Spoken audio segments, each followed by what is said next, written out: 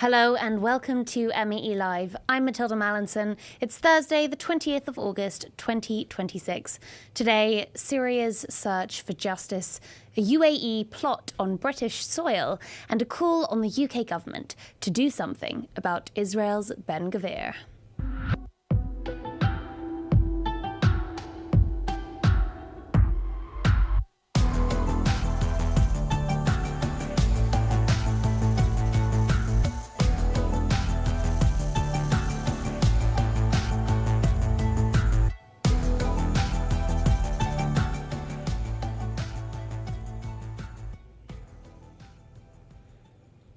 2011, in the Daraa governorate of Syria, a 13-year-old boy was arrested at a protest.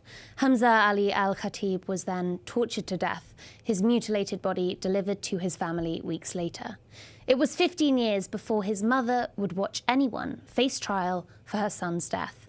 Syria is reckoning with the crimes of its past and a more than decade-long civil war in which 500,000 people were killed and 13 million displaced.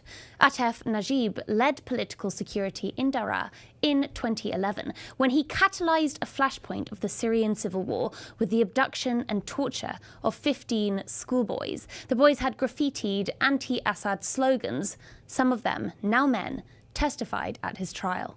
And when Najib was sentenced to death on the 11th of August, many celebrated in Damascus and in Daraa too, where the first protests broke out 15 years ago. The fourth criminal court in Damascus has also convicted the dictator Bashar al-Assad, along with 9 others associated with his government so far. Yet almost all were tried in absentia, having fled the country as their government fell. This does not mean that all are safe. On Tuesday, Lebanon extradited Adel Issa, a former major general in Assad's army. But for most major figureheads, justice is at arm's length. Trials in absentia do not just raise questions about the tangibility of justice, they also raise questions about its legitimacy. Amnesty International has called for an end to Syria's absentia trials, as well as its use of the death sentence. Syria's new government rejects this criticism, saying proceedings comply with Syrian law, but they're relying on a penal code dating to 1949. Meanwhile, Assad-era laws remain in force. When he returned to Syria in June this year, filmmaker Hassan Akkad was detained under one of those laws. He had previously been detained twice under Bashar al-Assad. He's joining me now to discuss what justice for a nation looks like and whether the people of Syria will get theirs. Hassan, welcome to MEELive. On the 11th of August, Assad, his brothers, and 6 others were sentenced to death in absentia. Atef Najib was sentenced in person. Where were you when the verdicts came through, and what did that day feel like?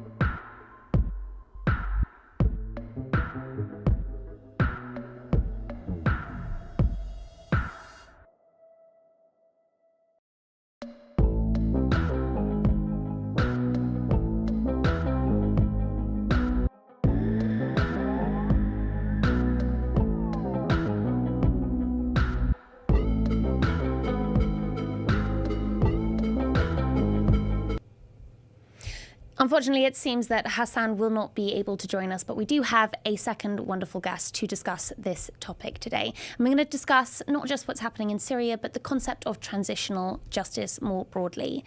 Transitional justice is never easy. Throughout history, societies emerging from war and mass violence have used different ways to deal with the crimes of the past.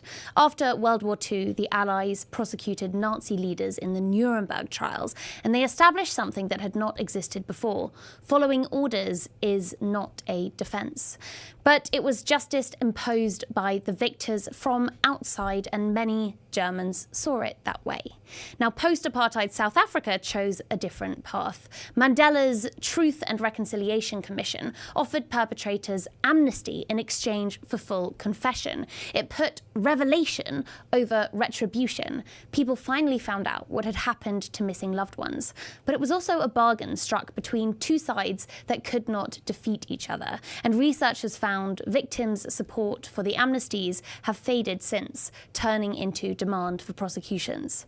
The 1994 genocide in Rwanda left up to 1 million dead and almost no functioning courts. So the country turned to gacaca, community hearings held outdoors to process nearly 2 million cases. Fast? Yes, but fair? That's an issue still debated today. In 2006, Iraq sentenced Saddam Hussein to death for the killing of 148 Shiite men and boys. With his hanging, all other charges were dropped, denying closure to victims of other alleged crimes, including a brutal campaign against the Kurds. And critics called it a show trial that served the short-term legitimacy of the interim government, not the long-term development of Iraqi rule of law. Today, it is Syria's turn to seek transitional justice. Two bodies have been tasked with this: the National Commission for Transitional Justice and the National Commission for Missing Persons. Now, here to break down their benefits and their risks is Damascus-based journalist Natasha Danan from Syria Direct. Natasha, thank you so much for joining us. Now, of the various options for transitional justice that we've just sort of looked at, Syria's government has chosen domestic criminal trials. Why do you think this is the pathway that they've chosen? Sure. So essentially, in the current moment, we only have a National Commission for Transitional Justice. They've been working on a framework for months now. However, in order for this framework to be passed, it needs a functioning parliament. So parliament was only convened recently. So parliament has not gotten the chance to vote on this transitional justice framework that its members have been so painstakingly working on. So for the time being, when these defendants were taken and tried, only criminal law was the option, even if international law was evoked by the courts in the opening remarks. Now, what are the dangers associated with this system that Syria has in place to deal with justice? So essentially, one of the trials that we've been looking at the closest has been that of Atif Najib. Him and Maher al-Assad, Bashar al-Assad, and 5 others are being tried. Atif Najib is the only one that is being held in Syria, as well as Wasim al-Assad. The rest are all being tried in absentia. And so essentially what we've seen is that the defense for notably Atif Najib is going to most likely repeal or try to seek to contest the charges on the grounds that, in fact, there are procedural challenges, there are procedural issues, by questioning the very existence of the court itself, which is the Fourth Chamber, which is an exceptional court that has been formed to deal with transitional justice inside Syria. From what we've seen, how solid is the legal basis for the trials going ahead? How are the standards of those trials and the threshold for evidence? Yeah, so unfortunately, not all of the victims' testimonies have been broadcast, and there's been limited press presence because of the identities that want to be concealed of some of the individuals. However, as I said, the defense is most likely to turn to challenging it on procedural grounds rather than the actual contents of the trial. Again, like the fact that the courts are turning to criminal law, it does have its limitations. If there were a more comprehensive transitional justice framework, it would be a lot more difficult for some of these defendants to appeal appeal these trials. Now, the public demands reach beyond criminal trials. Many people in Syria want guarantees that enforced disappearances, torture, these things will never happen again. Yet this week, Al Jazeera reported on the death of a Syrian man in police custody. His family alleged that he was severely beaten despite his wife warning officers that he had haemophilia. Are these trials enough to reassure Syrians that their new government rejects the methods of its predecessor? So first and foremost, what needs to happen if the government is really keen on transmitting the message that there's going to be transitional justice for everyone, it's opposition factions that were opposed to Assad, who also committed violations during the conflict, are also held to account. Without that, there will be a perception that there is a double standard to justice. That's one thing. The other thing is, I think Syrians are really looking for institutional mechanisms that will ensure that cases of death under torture, which we've seen over a dozen of, according to the human rights organization Syrians for Truth and Justice, that was released a couple of days before his death in custody. In order for that to happen, there need to be institutional guardrails against such cases. Now, the commission that does exist, it also only covers crimes committed by the Assad government. And some critics have pointed out that this excludes alleged atrocities that came in the wake of the government's downfall, including, for example, the violence affecting Alawites on the coast last March and Druze communities in Sueda in July. Do Syria's minorities feel that the justice process extends to them? Certainly, while there's been several perpetrators of both the coastal massacres that happened in March of 2025, as well as the July massacres against predominantly Druze community in Sueda. There have been trials, however, they haven't been well publicized. They have not been live streamed. There's been little to no access for the press. So in that sense, even if the new authorities are making efforts to hold perpetrators, even from within their own ranks, accountable, without more visibility in terms of these trials, then it'll be difficult for minority communities to feel like they're also receiving justice. Thank you for addressing that. Now, the judge overseeing the trials of Assad and others associated with the government, he has quite an interesting story. Can you tell us a bit about Fakhr al-Din al-Aryan and the relevance of his appointment? Yeah, so he's originally from Idlib. He was one of the judges that served in the Syrian government prior to the revolution, and was actually defected from the regime when the bloody repression of the protests began in Syria. He then went on to serve in opposition-controlled areas, including up until the fall of the regime, in areas controlled by the Syrian Salvation Government, which was the government that was controlled by the current Syrian president's faction, Ahmed Shara, his faction Hayat Tahrir al-Sham. So in this sense, it holds to the logic that we've seen, where the Syrian government has appointed high-level figures that served in Idlib, that it has tried to occupy the highest positions in government. Now, I just want to ask, because some of the things we've discussed here, they might seem quite legalistic or abstract, and talking about the transparency of these trials. Among this, I've also mentioned in my earlier introduction that Amnesty International has criticised these trials. They don't want trials done where the defendants aren't present. They don't want the death penalty to be in place. I'm curious, are these concerns echoed by many people inside Syria, or does that just sort of feel like foreigners telling Syrians how to grieve? Yeah, absolutely. I mean, the death penalty is something that's actually promoted by a lot of people inside Syria, so it's not completely beyond what people are demanding. On the other hand, it's creating a major hurdle in the sense that a lot of countries do not recognize the death penalty and therefore will not extradite criminals associated with the Assad regime or other factions to Syria, given that the death penalty is now in place. And of note, when Atif Najib, Bashar al-Assad, Maher al-Assad, and the 5 other defendants were sentenced to death, neighboring Lebanon actually banned the death penalty. So, and this is problematic in the sense that a lot of the former regime personnel are actually still based in Lebanon. So the question is, will Lebanon be repatriating or extraditing a lot of these individuals or not? And it's a major, major question. And certainly countries like the UK and the EU won't extradite to countries that have the death penalty. So in a way, it could almost become a barrier for some having trial in Syria.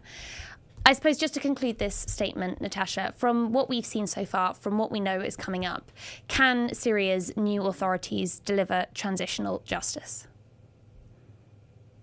So this is a big question, of course. It won't be confined to trials. There needs to be reparations involved. There needs to be eventually truth commissions involved. And these are all things that the Commission for Transitional Justice is working on. However, time will tell if we can have, as I said, trials for all parties of the conflict that committed violations, and whether there will be less politically expedient trials that can really go into hearing more witness testimony, and to begin to create essentially a national narrative that can grapple with these crimes that were committed. Natasha Danan, thank you so much for your time. Now we turn to Israel. These are quotes.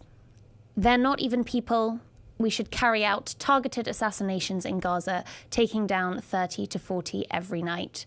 I see all of Gaza as ours."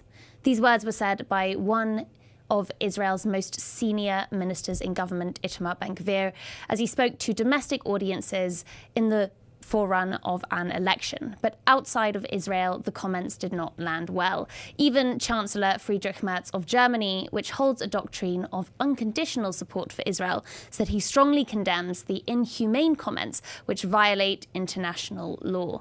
This is more than has been said by UK Prime Minister Andy Burnham, who came to power promising Brits better on Gaza.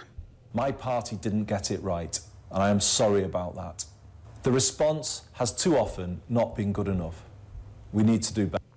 When asked by MEE, a Foreign Office spokesperson called Ben-Gvir's remarks abhorrent and said, "We continue to call on the Israeli government to take action against those whose rhetoric fuels violence." Ben-Gvir is one of the Israeli government's most senior figures. No further action has yet been pledged by the UK, and neither the Prime Minister nor Foreign Secretary has personally publicly remarked. This has been met with criticism from 6 major advocacy groups who jointly declared, a year on from the UK's recognition of the State of Palestine, that decision has yet to be matched by action.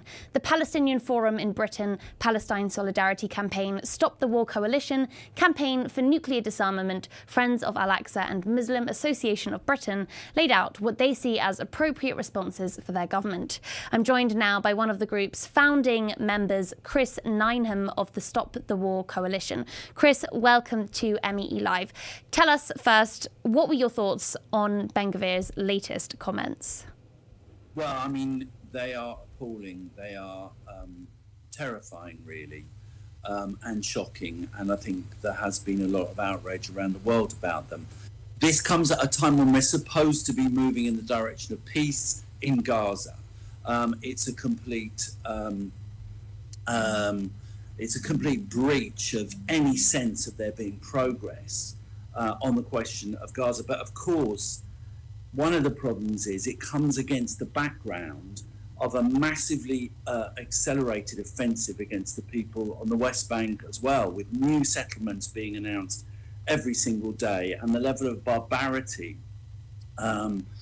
being meted out against the people on the West Bank increasing all the time. So this is an indication of what is an absolutely terrible situation, the one around which there needs to be more than just condemnation. There needs to be action. Now, we have seen a joint statement of condemnation issued by Minister of State Stephen Doughty with Egypt's Foreign Minister. He called the remarks a violation of international law. Why, in your mind, is this not enough, and how should the UK react? Well, I mean, just in general, Andy Burnham rightly came to office saying that Labour had got it wrong on Palestine. That was extremely welcome. But it's obviously the case that an apology is not enough, really, that we need to move towards substantive actions. And so far, there haven't really been any from the new government, from the new administration. And there's so many things that could so easily be done which would be effective. Obviously, sanctions, an end to arming Israel in this situation, moves against particular individuals. All of this needs to happen. And the problem is, unless the international community unless countries like Britain, which have been participating and colluding, unless they do act, then there's no real prospect of any change in the situation on the ground. Your audio's dipping in and out a little. I was catching most of what you said, but just can you make sure there's nothing covering the microphone? I'm going to persevere. The Israeli government has this E1 settlement project, and as part of this, Israel called on international construction firms to submit tenders for about 1,200 illegal settlement homes in the occupied territory. Now, this has also been condemned, and this time by Foreign Secretary Ed Miliband. He released a statement yesterday calling it unacceptable and destructive. What was your reaction, and what kind of solid action, as you put it, would you like to see in response? Well, of course, this is unacceptable and it's illegal. I mean, these settlements that have been being rolled out over the last few years are all illegal. And this is a tender that is being issued by the Israeli government. So this is a blatant breach of all international agreements. And once again, it's great to see Ed Miliband stepping up. It's great to see a public condemnation. We might not have seen that previously from the last government, but we need substantive moves to ensure this can't happen. And that means serious breaking with the Israeli government, ending diplomatic and political support. It means instituting bans on leading members of the cabinet from travelling to Britain, from overflighting Britain. It means things that are really going to tell the Israeli government that we mean business, that Britain is not going to stand idly by when these kind of atrocities take place. Chris Nineham, thank you so much for your time. In December 2016, a man checked in to a 5-star hotel in Knightsbridge. His name was Abraham Golan, a former French Foreign Legion soldier who ran a private military company out of the United States. The year before, he had been in Yemen, paid millions of dollars by the UAE to run what he has himself described as a targeted assassination program. And now he was in London, tasked with surveilling a British citizen. Anas Al-Takriti didn't know he was a UAE target until almost 10 years later today, when ITV News revealed it to him. Police had visited him at the time and warned him his life may be in danger, but they said they could not tell him why. Al-Takriti is a British academic, a former hostage negotiator, and the head of a London think tank called the Cordoba Foundation. In 2014, the UAE criminalised the Cordoba Foundation, alleging links to the Muslim Brotherhood, which the UAE regards as a terrorist organisation. The British government does not. In fact, in 2015, an official review found no evidence the group was involved in terrorist activity in Britain. It has been a long-running disagreement between the two nations. For years, the UAE has accused the group of threatening its political system and sought to suppress its regional influence since the Arab Spring. Founded in Cairo in 1928, the Muslim Brotherhood maintains it is a peaceful organisation wishing to participate in politics democratically, but it is considered a major threat by several autocratic governments in the region. The Home Office responded to ITV News, who broke the story, saying it does not comment on security and intelligence matters. The UAE has not responded either. But here to share his side of the story is Anas Al-Takriti himself. Anas, welcome. It's great to have you on the show. Now, you have only learned about this nearly 10 years after it happened. When you were shown those files, those photographs of your house, your car, what went through your mind? Well, I mean, I've always suspected that I'm on the bad books of a regime such as the UAE, which I personally wear as a badge of honor. It's always good to be on in the bad books of rogue, authoritarian, dictatorial regimes. Whilst I've always suspected, and through being debanked dozens of times over the course of the past 12, 13 years, to actually see in black and white the correspondence, the WhatsApp messages between the team that were surveilling me and how closely I was being monitored and how my routes from home to work, taking my kids to school, the mosque that I frequented, where I was going to deliver a lecture, for instance. I mean, seeing it in black and white often, well, I have to say that it filled me with emotions that I never expected. But coming to actually think about it, and especially now that it's sort of set in, and I've had time to reflect, I think the biggest question that comes to mind is what the British authorities knew about this. I mean, all of this, to be perfectly honest, knowing what we all know about the UAE regime, we wouldn't put it past that regime to carry out this crime. I mean, this would be nothing on the scale if you were to compare it with the crimes being committed in Sudan, or in Yemen, or in Libya, or in various other countries that the UAE is sponsoring. Genocides, war crimes of all sorts. However, my expectation of my own government is far better. My expectation is that my civil liberties would be protected, my freedom would be guaranteed, that I would be guaranteed safety, at least, if nothing else, to air my views, to criticize whomever I wish to criticize, whilst constantly throughout my entire life abiding by the law. I've never been questioned by the authorities. I've never been charged with any crime. I've never been questioned. So the fact that I've been law-abiding, to me at least, should guarantee me some level of safety and security by my own state. So the question that comes to mind, having known all of this, having realized all of this, is, okay, so how much did my government, did my British authorities, security apparatus know about this? And if they knew, why is it that they didn't tell me, or at least warn me, or protect me? Or if they didn't know, that in itself would be a catastrophe in its own right. But the thing is that my standing as a British citizen, I think that is what not only fills me, but should fill everyone with fear, with horror, that a rogue, dictatorial, authoritarian regime such as the United Arab Emirates could actually reach into our society and infringe upon the civil liberties and freedoms and rights of citizens as well as organizations. I mean, let's not forget that throughout all of this, my own think tank, the Cordoba Foundation, as well as numerous other organizations, British organizations, operating under British law, commercial as well as legal, have also been attacked, have also been defamed, have also been maligned by the United Arab Emirates. The question is, how can this happen?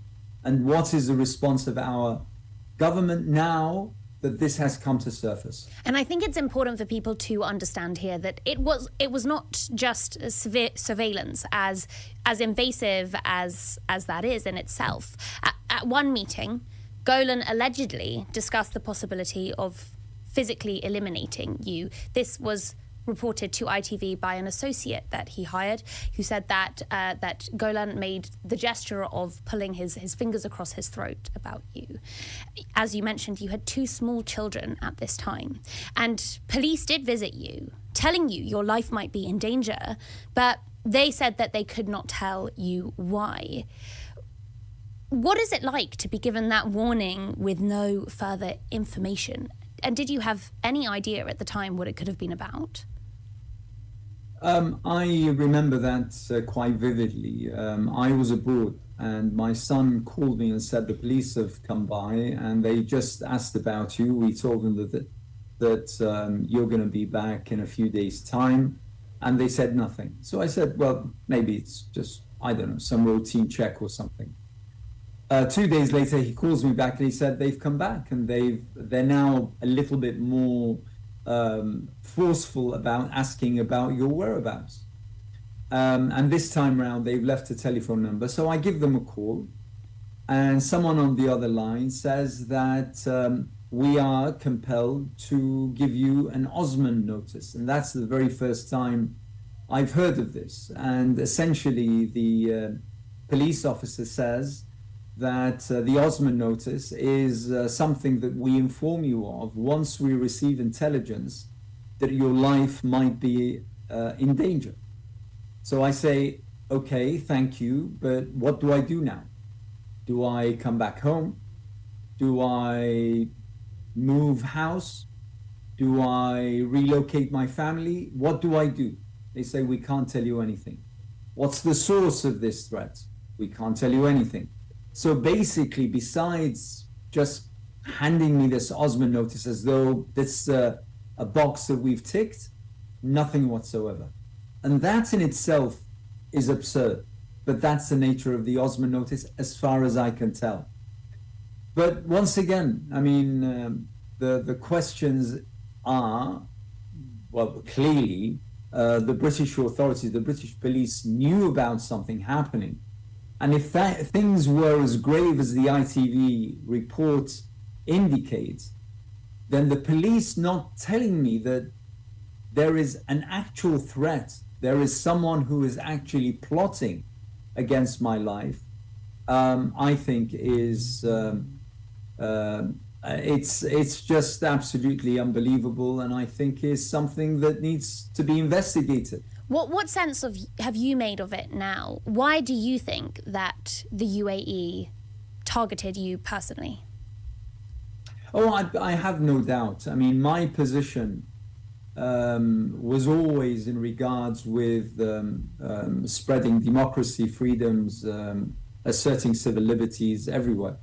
And when the Arab Spring occurred in 2011, I was a very, very big supporter of the movements that's happened in Egypt, Tunisia, and in various other countries that followed suit. The UAE, as well as other GCC regimes particularly, found that to their disliking, found that extremely threatening to their own standing and positions. And they made that very, very clear to me in various ways and terms. One of them by withdrawing any kind of invitation that I had to visit those countries, other times by various other means, by their embassies contacting me and asking me not to visit ever again. So the fact that I'm in their bad books is of no surprise to me. But the surprise, as I said at the very beginning, is to the lengths that they're willing to go to silence me. Those reformists in the United Arab Emirates who've been now lingering in prison now for over 13 years, many of whom are people whom deserve our support, whom deserve our respect, who've sacrificed everything for the plight of freedom and democracy. And the fact that I've stood by them, the fact that I've spoken up for them in as much as I can, has angered the United Arab Emirates, and apparently they want to silence me at any particular cost. Once again, the question is, what is my government doing about this? Either they support the United Arab Emirates in its dictatorial ways, and as such, they should come forth and say so, or if they truly believe, if the government truly believes in freedom and civil liberties and human rights and the like, then they should take a different stand.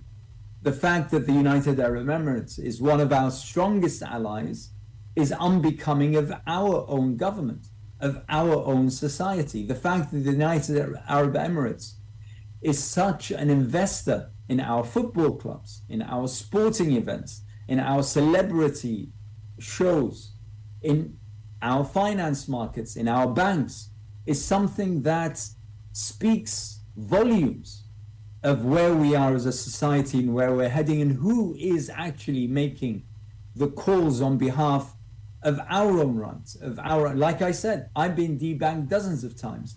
I have no doubt that this debanking was at the behest of the UAE government and regime. So what exactly would you like to see from the British government, from your government, in response to this? I think there needs to be a wider investigation. I mean, my story, like I said, pales in comparison to the crimes committed by the UAE regime. But it deserves an investigation on a wider level as to the influence of the UAE in UK politics internally, as well as our foreign policy. I think it's about time that our government, I'm hoping that Andy Burnham is listening to this, I'm hoping that he will have the guts to actually stand up and say, listen, hang on, we could be friends, but friends do not come without conditions. And the conditions are that you respect our freedoms, you respect our citizens, you do not infringe on the rights of our civilians to practice their lives as they deserve. Anas Al-Takriti, thank you for your time. And to all of you watching, thank you for tuning in. Today, that is all that we have time for. Like, subscribe, make sure you're following us on social media at Middle East Eye. You can email meelive@middleeasteye.net. I'll be here live at 5 every Tuesday and Thursday, noon if you're in New York. See you then.